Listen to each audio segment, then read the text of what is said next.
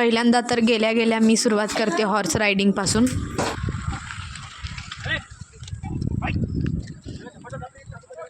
ते बघू शकता तुम्ही किती छान प्रकारे शस्त्र प्रदर्शन केलेलं आहे.